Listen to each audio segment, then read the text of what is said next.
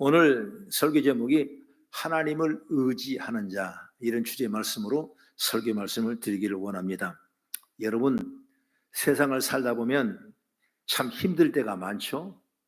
왜 그리 내게 이렇게 힘든 일이 많은가? 이건 캐슈마크를 찍으면서 많은 생각을 해본 사람도 있을 것입니다. 여러분, 그렇게 힘들 때 의지할 만한 사람이 있으면 참 든든한데 그렇지도 못할 때가 얼마나 많은지 몰라요. 그런데 누군가를 의지하는 말을 하면 아마 나약한 소리라고 핀잔할 수 있을 것입니다. 그래서 어떤 문제가 있을 때 스스로 해결하려고 어려움을 극복하고 노력도 해보고 그 믿음으로 나갈 때가 우리는 얼마나 많은지 몰라요. 우리가 부모들은 자녀들을 키우면서 독립심을 심어주는 것입니다. 자기 스스로 하는 습관을 길러서 독립심을 키워주는 것이죠. 하나님께서도 사람이 자라나는 과정에서 스스로 문제를 해결해 나가는 능력을 심어주셨습니다. 그 능력이 어디서부터 변환되느냐? 바로 사춘기라는 과정을 통해서 활성화되게 되고 그때 자아가 생기고 그리고 자존감이 생기면서 바로 자부심이 부쩍 발달할 때가 바로 사춘기가 되는 것입니다. 여러분, 이래야 한 인간으로서 또는 회사에서 자신의 역량을 잘 감당할 수 있고 또 뿐만 아니라 내가 해야 할 일도 잘 감당할 수 있고 그리고 내가 결혼해서도 가정을 책임질 수 있는 능력을 갖게 되는 것이고, 여러분, 이것이 바로 이런 과정을 통해서 하나님은 저와 여러분을 높이 세우시고 든든하게 만드신 분들을 믿으시기 바랍니다. 그래서 때로는 사춘기 때 방황하고 도전하고 막 그냥 막 자존감 때문에 막 이렇게 몸살치고 막 그러면서 어떤 아이들은 막 집에 있는 문짝도 막 발로 차놓고 주먹으로 때려놓고 그런 걸 우리는 많이 보지 않습니까? 그런데 그 사춘기가 반드시 필요한 거예요. 필요한. 그래야 철든다니까. 그래야 자존감이 생기고 내일의 비전을 꿈을 꾸는 것이지, 여러분, 그거 없으면 절대로 우리 삶을 갈 수가 없는 것입니다. 그래서 상담학자의 말씀에 의하면 이 사춘기는 바로 뭐냐, 총량의 법칙이 있어가지고 누구는 작게 하고 누구는 많이 하고 누구는 안 하고 그런 법이에요. 누구든지 다 이 사춘기를 다 맞아야 되는 것입니다. 그래, 일찍 사춘기가 들어오면 철을 빨리 들고, 아직까지도 내 배우자가 철이 없으면 그 사람은 아직 사춘기가 안 온 것이에요. 그렇기 때문에 여러분, 우리는 이런 과정을 통해서 내가 발전하게 되고 내게 은혜가 있게 되고 내게 어떤 비전과 꿈을 갖게 되고 놓치지 않도록 그렇게 믿음으로 사는 삶을 받게 된 걸 보게 되는 것이죠. 여러분, 인간에게 누구나 약점이 있죠. 죽음이라는 약점도 있지만 권력뿐만 아니라 그 앞에 부족함 또는 나약함 등이 우리에게 있어요. 아무리 자립심이 강해도 연약한 육신에 나오는 부족함은 여러분 어쩔 수 없지 않습니까? 그래서 어떤 사람은 어떤 유명한 뭐 신을 찬다든지 아니면 뭐 어떻게 취미 생활과 또는 내 어떤 물질을 의지한다든지 그렇게 해서 내 불안함을 견뎌보고 불안함을 넘기려고 그런 생각을 많이 하고 있죠. 여러분, 인간의 불안함과 연약함을 해결해 주는 것은 물질의 방법도, 여러분 어떤 취미도, 어떤 내 삶의 어떤 이기심도, 여러분 우상도 아닌 것입니다. 바로 내 불안과 내 삶을 온전하게 평안하게 지킬 건 뭐냐? 바로 여호와 하나님인 줄 믿으시기 바랍니다. 여러분, 하나님께서 부족한 인간에게 이렇게 당신의 능력을 더하셔서 문제를 해결하게 하고 불안한 마음도 평안하고 행복해 주는 것입니다.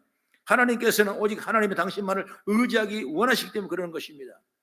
오늘 시편 84편 읽었던 말씀에도 만군의 여호와여 주께 의지하는 자는 복이 있나이다 말씀하고 있습니다. 다윗은 시편 4편 5절의 말씀에도 의의 제사를 드리고 여호와를 의지할지어다 이렇게 말씀하고, 여호와를 의지하면 주께서 우리의 마음에 기쁨이 되시고 우리 삶 가운데 평안과 미래의 꿈과 축복들이 열매게 될 줄로 믿으시기 바랍니다. 바로 하나님께서 우리 안에 계실 때 하나님께서 우리에게 기쁨을 주시고 평안을 주십니다. 불안을 쫓아내고 우상을 찾을 것이 아니라 하나님을 의지하는 것입니다. 하나님의 의지하는 자에게 기쁨과 행복과 은혜가 넘치게 될 줄로 저는 믿습니다. 그러면 어떻게 하는 것이 바로 여호와를 의지하는 것인가? 첫째로 여러분, 하나님의 말씀으로 사는 것이 여호와를 의지하는 것이다. 신앙생활하면서 하나님을 의지하라는 말을 많이 하죠. 물론 찬송할 때도 여러분 의지라는 그 단어가 많이 수록된 걸 보지 않습니까? 그리고 신앙의 성숙하고 믿음이 좋다고 말도 척도는 바로 그 사람이 얼마나 하나님을 의지하는가라는 과정을 통해서 신앙의 척도를 계산할 때가 있다 이것입니다. 그만큼 성도에게는 하나님의 의지하는 것이 중요한 것이죠. 그러므로 이 하나님 의지할 때 말씀의 기준이 확실히 서 있어야 되는 것입니다.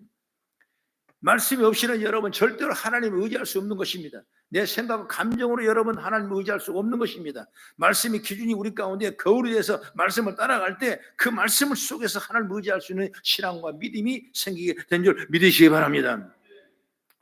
고린도서 3장 16절에 여러분 잘 알죠? 모든 성경은 하나님의 감동으로 된 것으로 교훈과 책망과 바르게 함과 의를 교육하여 유익함이니 이는 하나님의 사람으로 온전하게 하시고 선한 일을 행할 능력을 주게 하시람이라고 이렇게 성경은 말씀하고 있는 것입니다. 이처럼 여러분 말로 고백으로 하나님께 나의 생각을 아뢰는 것이 중요하지만 이것은 초보 단계입니다.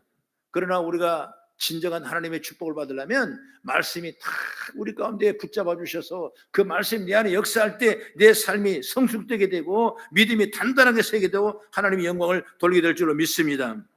그래서 우리는 날마다 말씀을 실천하는 거예요. 잠언서 16장 20절을 같이 한번 읽어보겠습니다. 시작.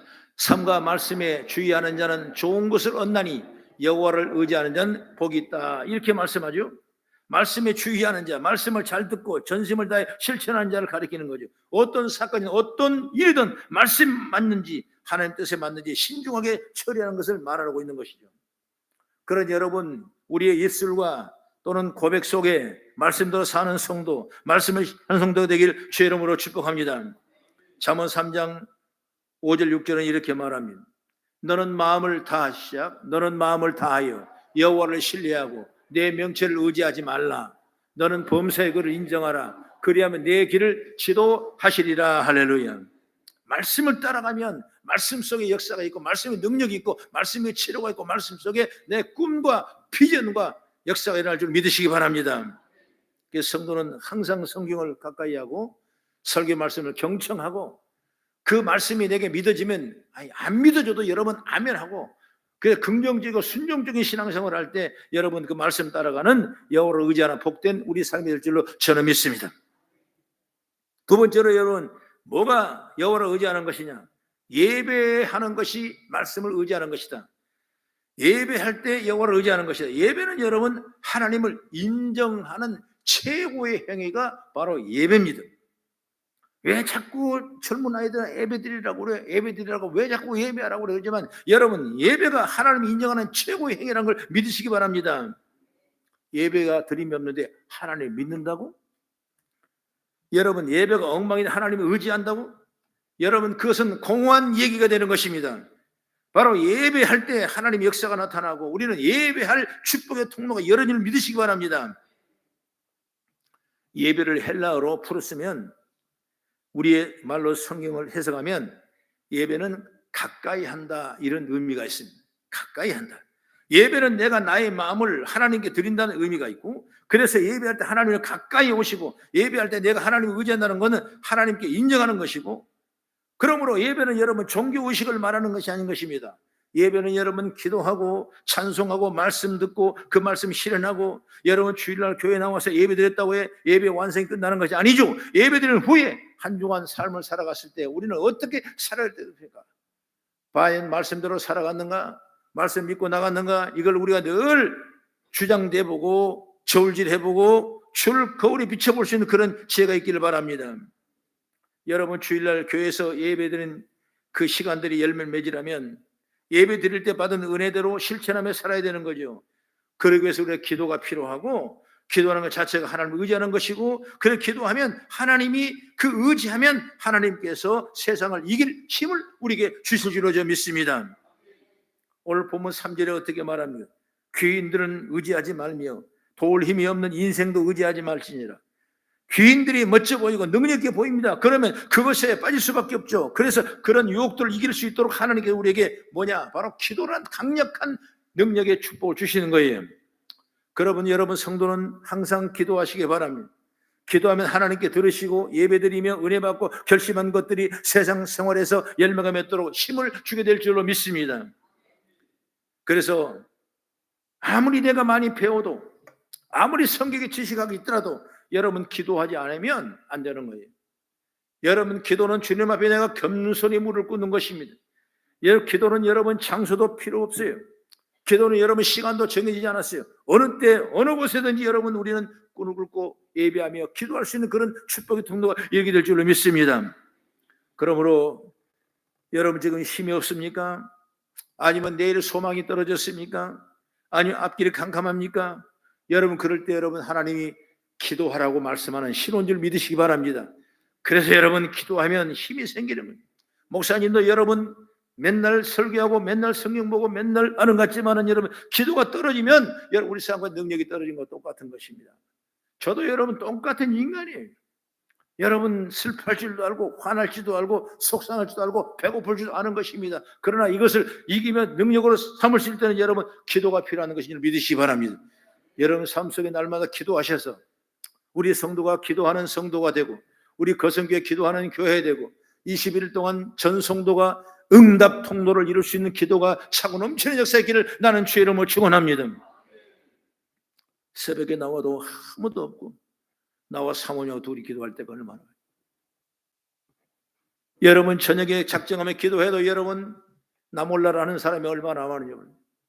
물론 다른 기도를 더 많이 하고 선한 일을 많이, 그러나 여러분 교회가 원하는 것은 뭐냐면 함께 기도하고 부르짖을 때 역사인 줄 믿으시기 바랍니다. 성령 여러분 그냥 역사하지 않았어요.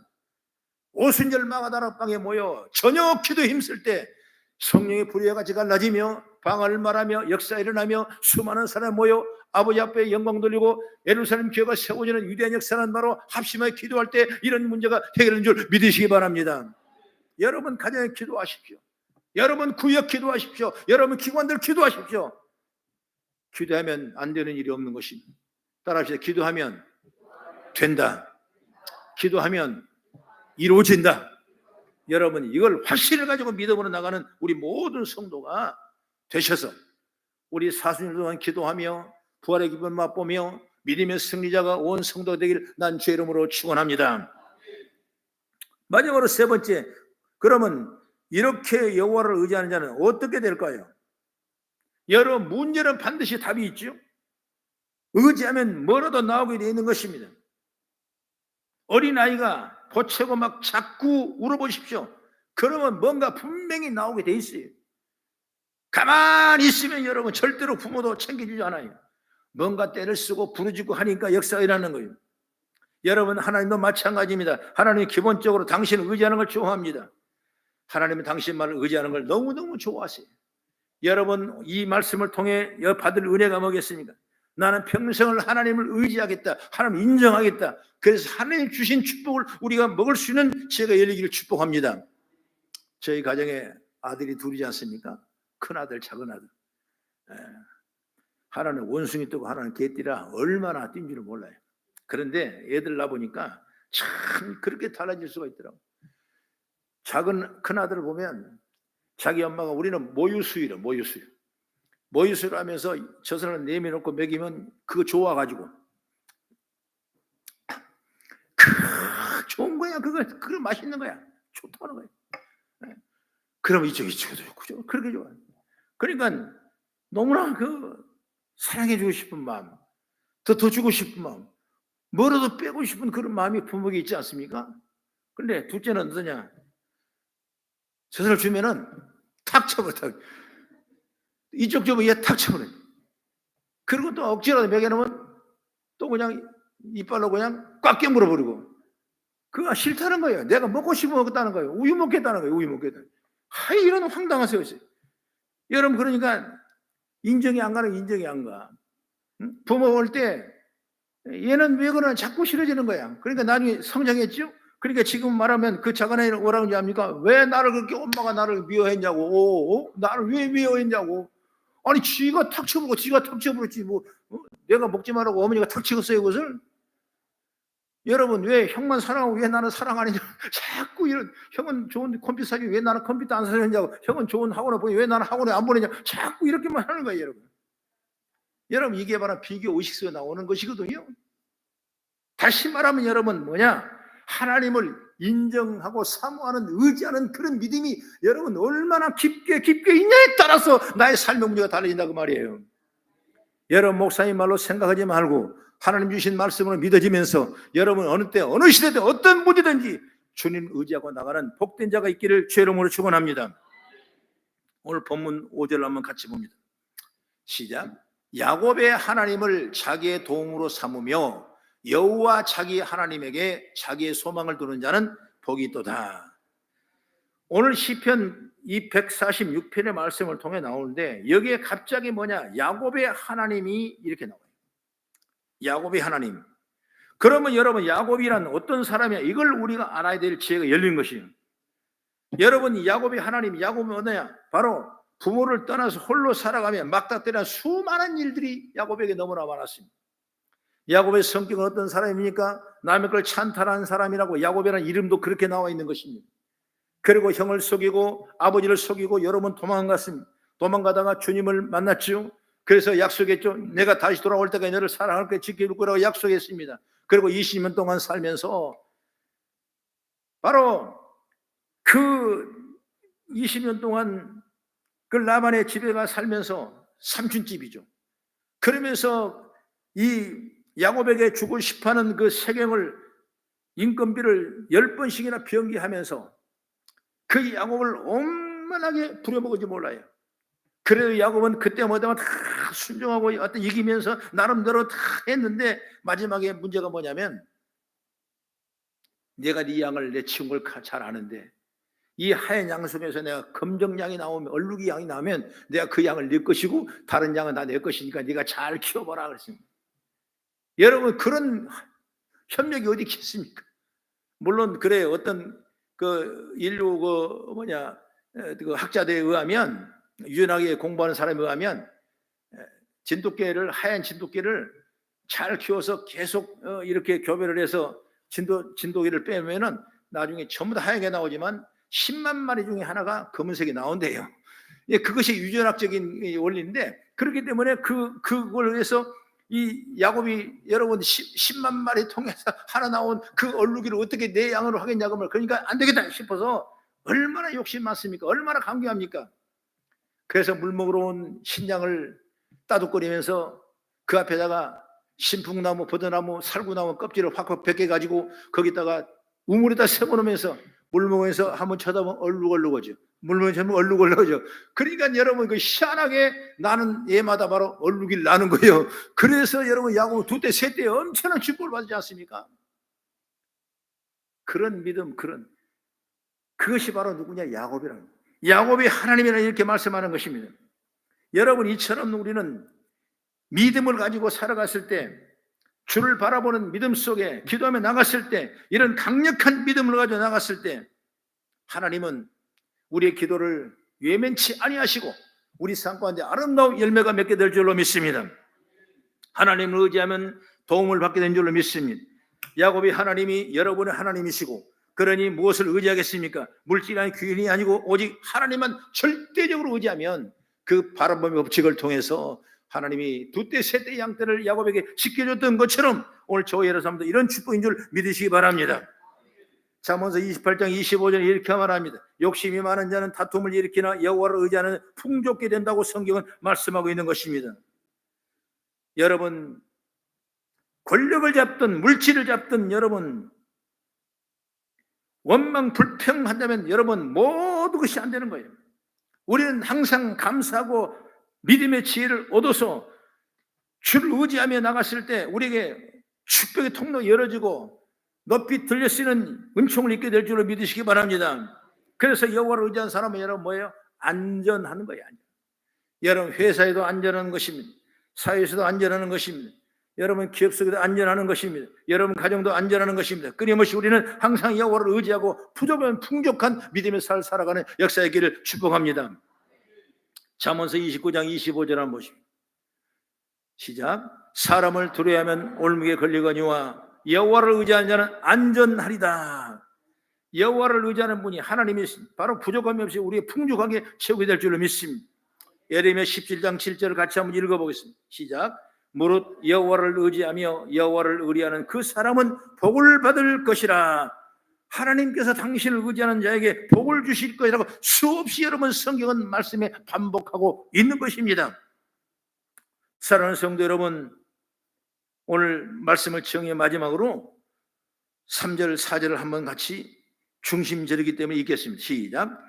귀인들을 의지하지 말며 도울 힘이 없는 인생도 의지하지 말지니 그의 호흡이 끊어지면 흙으로 돌아가서 그날에 그의 생각을 소멸하리로다. 할렐루야. 오직 하나님을 자기의 도움으로 삼고 여호와가 자기 하나님에게 자기의 소망을 두는 우리의 믿음의 민족이 다 되기를 난 주의 이름으로 축원합니다. 기도하겠습니다.